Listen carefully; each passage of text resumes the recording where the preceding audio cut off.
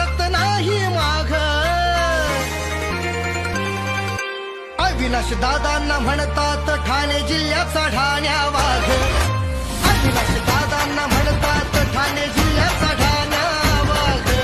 आला रे आला रे आला रे आला मनसेचा ठाण्या वाघ. आला रे आला रे आला रे आला मनसेचा ठाण्या वाघ.